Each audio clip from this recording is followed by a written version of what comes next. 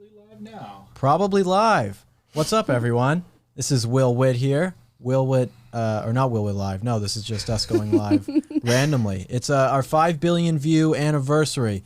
PragerU has reached 5 billion lifetime views. It's a wonderful achievement for all of us here. I've been at PragerU for about 4 years now and have seen just the numbers grow, the staff grow. I mean, we've moved offices, got more offices. It's just been a wild ride to see that people are hungry for this type of information. People are hungry for the type of information that PragerU is putting out there. And so we have Amala, of course, joining us. But Amala is behind. She's doing the switching now today. She's gotten very technically advanced. Yeah, I feel like a wizard today.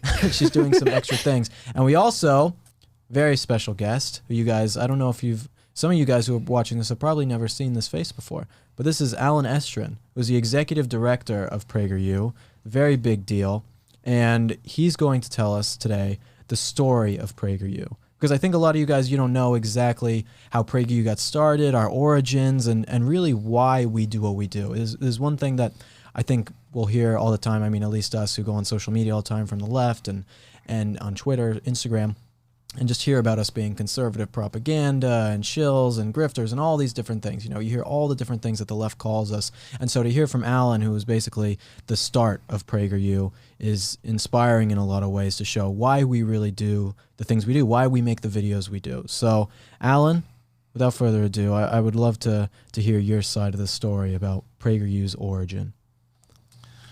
Well, you could also introduce yourself too, if I didn't do a good enough job. No, you did a great job. There's I will tell you that there are many strands to the origin story. Part of this strand is my own background, which is as a Hollywood screenwriter. I was a Hollywood screenwriter for many years, worked on shows that predate most of you, like Touched by an Angel and The Practice, and these are shows that were big in the 90s. And I also taught screenwriting for many years at the American Film Institute. So my background is storytelling, narrative, and that's had a big impact on the direction of PragerU. So I brought a certain, I don't know if I would say special set of skills, but a kind of different set of skills. So I have a teaching background, but also a creative background. I would say they're special.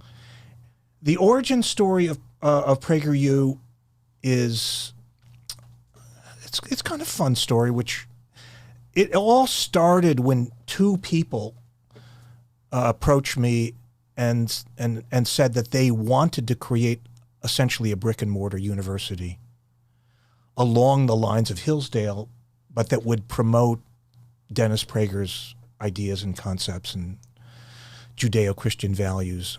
So it essentially was, let's start a new Hillsdale. And I thought it was a very intriguing idea, and I did a bunch of research on it, and I came back to them a few days later. It wasn't long, because they were offering money, so I didn't want to take too long. And I said, look, it'll really, to start a brick and mortar university takes tens, if not hundreds of millions of dollars. It will take 10 years to get it off the ground. You have to buy land, buy property, staff up, administration, teachers, so on. At the end of 10 years, maybe we could graduate 500 students. We're not going to change the world. We're not going to make a very big impact that way. And furthermore, when was the last time you can think of a university that was started from basically scratch? Probably sometime early in the 20th century. So I said, it's not a practical idea, but I did, in doing this research, have something that I have to call an inspiration, which was, this is around, I should set the time, this is around 2009, 2010. And the internet was already a big thing, but it's not the thing that it is now. I said, we could do something a little bit different. We could create potentially a new kind of educational institution on the internet, and we have then a potential of reaching not hundreds of students, not thousands of students, but potentially billions of students, because the internet is big and growing very fast.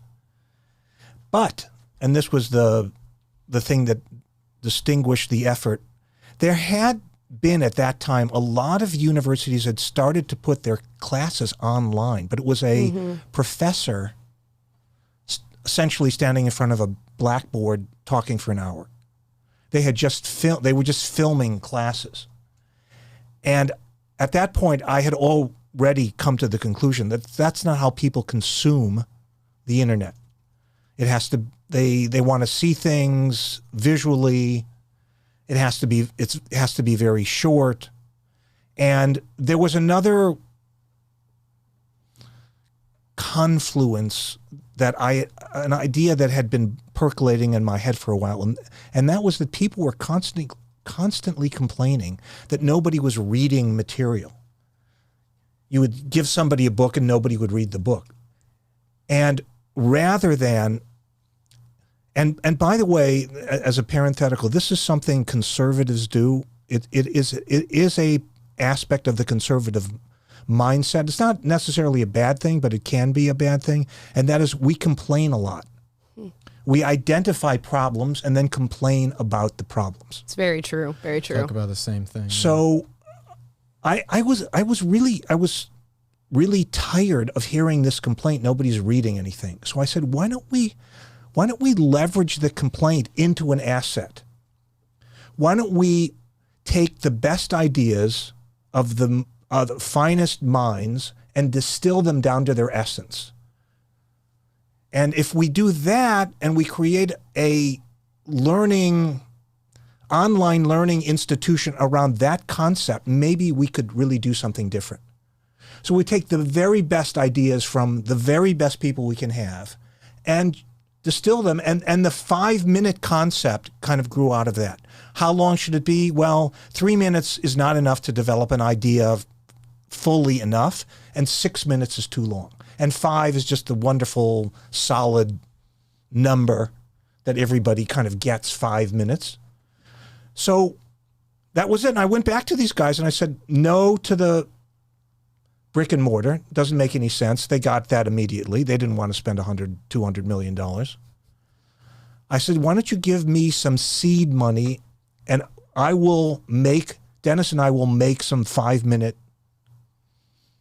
test courses and see how it plays. And that's how it all got started. And it was just like any entrepreneurial, any kind of new idea, just a shot in the dark. Will this work? I don't know. How are we going to find out? We have to do it. Yeah. So we did it, and it worked. It worked actually right out of the gate. The first video we did was called The Middle East Problem, and we filmed it. Dennis winged it, and then we edited what he did down to, it was like, I think 5 minutes and 50 seconds or something. And to our great shock, it got 100,000 views. Wow. This was, I think, like 2010. And that was a big number. Even then, it was a big number. So I thought, wow, this could really work. And we did. We started, we made some more, and they never got to 100. The first one was the best in terms of numbers. The others they would do 35, 40,000. And I said to myself, hey, that's a baseball stadium. That's pretty good. A baseball stadium class, a nice size class. But it's amazing how these things work. You quickly get kind of dissatisfied. And then a second revelation happened, and which was as big as the first, as big as the 5-minute idea. And that was because of the success of the first one, I believed, which is now my most hated cliche, I believed that if you build it, they will come, from the movie Field of Dreams. That was the big line from the movie Field of Dreams. If you build it, they will come. Mm-hmm. So I thought if we just made these great videos, people would just find it. We wouldn't have to do any marketing, wouldn't have to do anything. If only the world was so. And then I had this other insight, which was, wait a second. I'm a product of Hollywood. Hollywood will spend $150 million on a movie, and they'll spend $150 million marketing the movie, promoting the movie. Why do they do that? I mean, if it's a Denzel Washington movie, Denzel Washington's fans don't know he has a new movie. You run the trailer. What more do you have to do? Mm-hmm. But obviously, that's not how Hollywood operates. It's not how Coca-Cola operates. You have to remind people that Coca-Cola tastes good. They spend how many hundreds of millions of dollars a year marketing Coke? But they do. They do it every single year. So I made the determination we have to change the model. Instead of just worrying about production, we have to worry about production, just like Hollywood, production and marketing. We can't make people watch the video, but we can make them aware that the video is out there. Then they choose. And that changed everything. So that was kind of the big component. And we went, I think in 2011 or 12, we had something like 1.2 million views for the year. And the next year we had 1.4. And then the next year it was 72 million. And then from 72 million, we went to 200 million and then to 400 million to where we are now. Now, of course, we have a lot more product than we did. In those early days, it was only the 5-minute videos. The 5-minute videos. Yeah. So we have a lot more to offer now.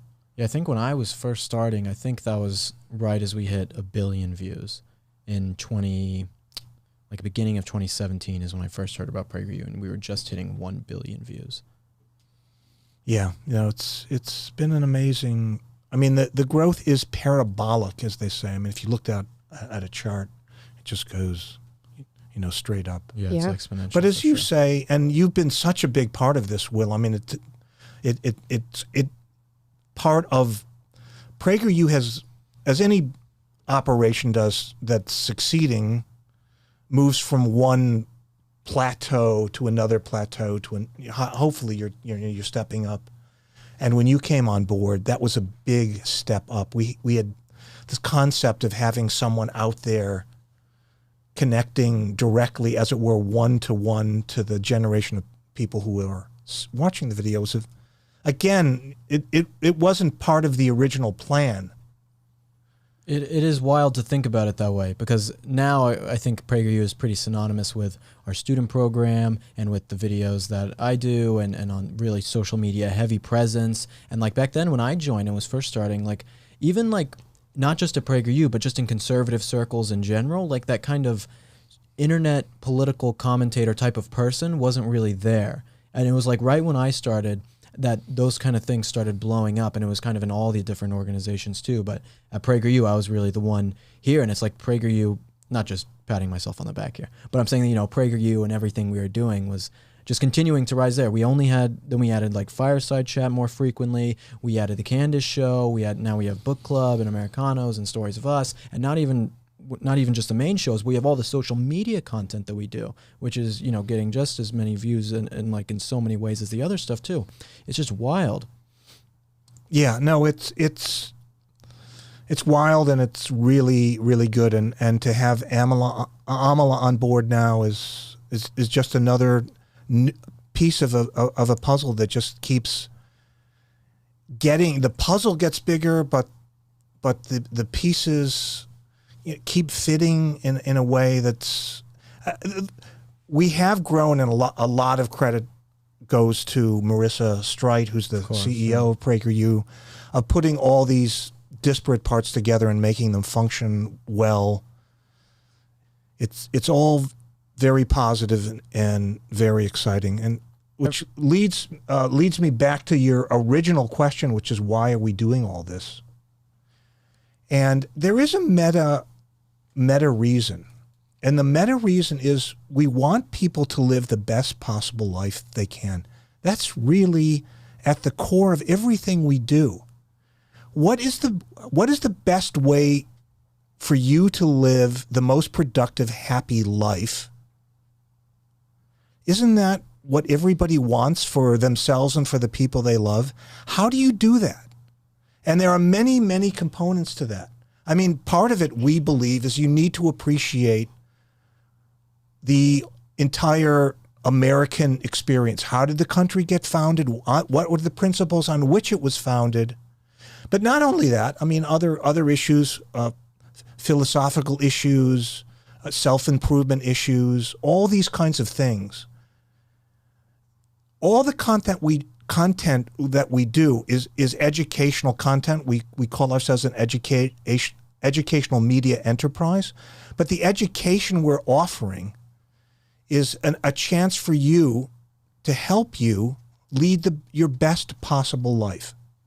And by the way, we have never wanted ever to stifle the other side of the argument. If there's a good other side of the argument, A, we're open to it, and B, we're prepared to have the debate, and we're prepared for you to make whatever decision you want for yourself. If you hear our arguments and you hear the other side's argument and you decide you prefer the other side's arguments, you think they're more convincing, okay, that's all we've ever asked. Sure.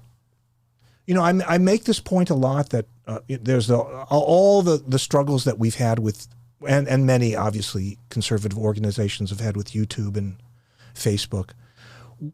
In the years that PragerU has operated, the basic fundamental underpinnings have never changed. Our content has improved, the animation has improved, we've added new components. In 2014, there was never a thought, why would it happen, that Facebook or YouTube or Twitter or anybody would ever throttle us or censor us in any way whatsoever. And then it all changed in 2016. Yep. So my point here is that PragerU didn't change. Our content didn't change. What our content was saying didn't change. I mean, we added new elements. They changed. They started censoring us. They started making it more difficult for us to reach our audience. So it's not PragerU did we like veer to the right or something so that they really needed to keep an eye on? No. Well, it's that we got more popular too, because as they see us as a threat to their leftist agenda. I mean, PragerU getting 5 billion views is a huge threat to everything that they're doing. Right, and you're of course you're right, but my point here is that in 2014, when we were growing, right, and they were also profiting from the business that we were giving them, they didn't raise an objection. They had no issue whatsoever with the content. Right. And the content, the purpose of the content has not ever changed. You're absolutely right. So Will and I, we did a stream this morning to celebrate the 5 billion views, and we actually went back and watched a 5-minute video of Dennis from 2013. The American Trinity. Yeah. And we made the point that really nothing at all has changed about Dennis's messaging, the way that he talks to people, what he's trying to get people to understand. And it's so interesting that the world around us has morphed so much, yet PragerU has stayed very, very consistent in their messaging. We also remade that video. Yeah, we made the American Trinity video. It's a great video too. Yeah, it is. It is. Watching that video, I can see why Facebook would want to stifle us. I could see why social media companies would want to stop us. It's actually hard for me. I mean, it's hard for me to understand. It's not hard for me to understand it on one level, and on the other level, it is, because these companies once existed. They had a glorious origin, and they can do so much good. Absolutely. And they could allow us to do so much good. One of the great things about PragerU, and one of the things that I'm most proud of, is it's entirely international. The themes that we promote are as relevant in Georgia, Eastern Europe as they are in Georgia, United States. And everybody around the world watches our content. The only place you probably can't see PragerU content is North Korea. Every other place. I'm sure there's a few North Koreans sneaking off and watching PragerU videos every once in a while. You know, we do, I don't know if you know this, but we do have, there is a group in China that promotes our material. Yeah. We have a lot of viewers in China. And we have a Prager Force student in Venezuela. Yeah. It's just amazing. Yeah. I mean, the impact is it's incredible. It's hard to visualize 5 billion. We were talking today with Taylor before about looking up, what was it, 5 billion oranges would fill up a football stadium? Yeah. Something like that. Yep. It's not a very good measure of what we're even 1 talking billion about, would fill up a 1 football billion. stadium. Okay, so 5. Yeah, 1 million would fill a swimming pool, 1 billion stadium, 1,000 oranges would fill up a truck. Just trying to wrap our heads around. Right. But it's like that many views and, not technically 5 billion people, but I mean, I think it's close to 1 in 4 people in America have seen a PragerU video on Facebook, at least. That's a statistic we have. But it's like that is a lot of people who we have no idea, that you can't quantify how we have impacted them. Yeah, but I don't know if you do this, and I'm sure you do with your own material, which is perfectly understandable. So I do it with the 5-minute videos. I always look at the YouTube comments, and I'm always amazed where they come from and what they say. And I have to say I'm somewhat the opposite. You don't look? I look sometimes. I look if Amala's on the live, because then it's just nice things about Amala and no one says anything about me. But if it's because a lot of the hate and stuff, I don't ever really want to see that. It's just not worth it to even look at that kind of stuff. But I mean, I look at my messages. There is a lot like of hate. I have found there's no place like Twitter for hate. Oh, Twitter is the worst. Twitter is the worst social media platform for all of that. It is. I'm constantly amazed how angry these people are. We can't post anything on Twitter. We post something on Twitter. No, that is so true. I mean, I see it every day. I glance at the Twitter feed, and I don't know why. I'm always surprised at how nasty I know it is. I know. I don't recognize my fans on Twitter. I only recognize the people who hate me, because they comment way more than the fans. So if there's for you guys, if you follow us on Twitter and you want to show us a support, show some nice love in the comments there, so we don't have to just stare at hate all day. It'll help us out for sure. Yeah, it's a terrible place. Twitter really is, the forefront of the battlefield when it comes to social media. There's a lot of hate on Twitter. Well, it's all reactionary. Twitter is all reactionary, and that's whether you're on the right or the left. Everything that is posted on there is just trying to get a very visceral reaction out of people very quickly. So that's just kind of what it breeds. So, Alan, do you have a story or a testimonial from somebody who's been affected by PragerU that really tugs at the heartstrings the most, or that you hold closest to your heart? There are a lot. I'm happy to say there are so many, but there was one a couple of years ago at the PragerU event in Santa Barbara a couple of years ago, and we had PragerU students speak there, and there was a woman from Hawaii who's still very much involved in PragerU, and she told her life just completely turned around, and it meant so much to me, because I listened to her and I just thought, wow, you can, I mean, I say this all the time, you can change people's mind in 5 minutes or less. It's possible. And here's why it's possible. And this is a big thing that motivates me and makes me refuse to ever get pessimistic about the future. I believe that within every human being, there is a let's just say it's a tuning fork for truth inside your head. And when you hear it, it vibrates some way.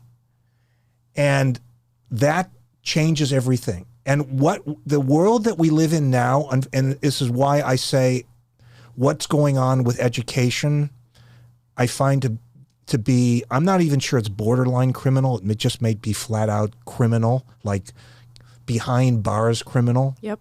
That you are, this is why when I earlier said, just let people hear the ideas, whether it's from PragerU or from somebody else. To indoctrinate means that you don't allow people to hear the full panoply of ideas. And that's what's happening. That's why I think PragerU has been so effective, because we're able to take these great ideas, and it doesn't take a long time for that to set off that tuning fork. And once that happens, I mean, there's another story about a woman at Harvard who was home because of COVID. Obviously, they shut Harvard down, so she went home. So she was just watching random YouTube videos, and the whole summer riots thing was going on, and she was just feeling very uncomfortable. And she said, I just want to hear the other side of this. There's got to be another side, because it somehow doesn't feel right to me. And she looked up conservative something or other, and PragerU, this is marketing, pops up on her search engine, and she watches one video and then spends the rest of the weekend watching one after another, after another, after another, and Yep. then the next, by Monday, she's a different person. It's amazing. But yeah, it's a testament to PragerU. I mean, I'm happy to take some credit for it. If it wasn't there, it wouldn't have happened. But it's a testament to the ideas. It just takes us back to this notion of what is, how can you lead your best life? This is why I just so dislike this idea. And Jordan Peterson, I'll finish the thought about the idea I dislike is that you have two choices. You can take responsibility for your life, or you can give it to somebody else.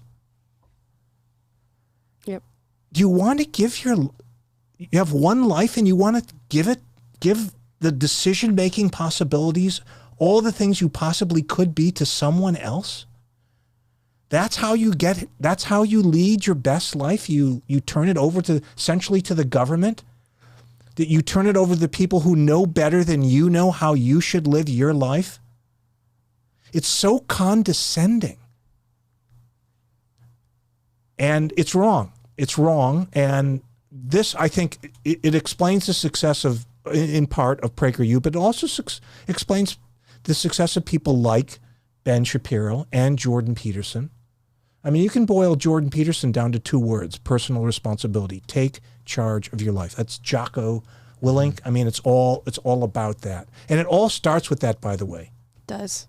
But this is why people hate them, because people don't want to take responsibility for their own lives. That's why it's such a push for us to get PragerU videos out there and those ideas out there, because your life will be better if you do that. It might feel easier in the short term to not take responsibility or let someone else take care of you, whatever else it might be. But in the long term, you taking responsibility for your life and your actions makes your life better, and you become a happier and better person. This is so important, Will, and that's why the Jocko said it better than anybody, which is this notion of the discipline equals freedom. You have to understand that concept, that you have to bring mental and physical discipline to your life in order to be free. I mean, that is the whole point of the Exodus story. Okay, it's in there in the Bible. They are liberated from Egypt, not just to be free, because just being free is anarchy. They're liberated so that they can worship God, so they can receive the 10 Commandments. And as you just pointed out, it's the discipline. It's counterintuitive, but it's the discipline that allows you to be free. Exactly right. And that's what we want you to know at PragerU. That's all we're doing. Every piece of content we put out is an effort to help you continue on that path, or to see that that's a better path for you. And it doesn't matter where you start in life if you don't take control of your own life, what difference does it make? I mean, ultimately, Carol Swain says this beautifully in her video that is a few months old, that you can start out in a terrible place in your life and work your way to a beautiful place, or you can start your life in a beautiful place, in a truly privileged place, and trash it. Yeah. You can go in both directions, but you have to take control. And as you suggested, it can't be easy. Nothing is going to be easy, but it can be done. It is available to you. Yes, it is. Yeah, I think anybody who is well-versed in my story and how I came to be a conservative knows that PragerU was a really big part of that. So I do want to, end our conversation and our interview with you by saying thank you for starting PragerU. I was on the left and angry and was taking no responsibility for the things that were wrong in my life, taking no responsibility for the things that I was angry about. And I was looking for solutions, and the first person to reach out to me was actually people on the left, and they wanted to have me press blame on other people and sort of fight back and do protests and really run away from the accountability that we're supposed to accept in our lives. And when I couldn't find answers on the left, I went online to find answers, and I found Prager University. So I really do want to thank you for creating what you have created, and it is truly impactful. And like you said, you can't be pessimistic with the work that we're doing right now, because if it could have changed somebody like me who was so deep down in the abyss that is leftist ideology, it can really reach anybody and it can change anybody. So I just, again, want to thank you for that. I want to thank you both for the great work that you do. Thank you for giving me a job, Alan. Look, there we go. We got him to laugh here at the end of the stream. All right. There we go. Bets are off. It's a good place to end it. Yeah. Guys, before we end it, though, I just do want to say for 5 billion views, we are doing a store promotion right now for PragerU. You can go to shop.prageru.com if Amala or Taylor wants to leave that in the comments. Shop.prageru.com. You can get everything at the store for $5 off in honor of 5 billion views. I appreciate all of you guys watching. Make sure that you're following PragerU on all our social media platforms. You go to prageru.com to watch in case we get silenced off social media, which is already happening, but so you never miss any of our videos. Check it out on our website, and that's going to be all, guys. Thank you so much for 5 billion views and everything you guys do. We appreciate it. Thanks, guys. Thanks.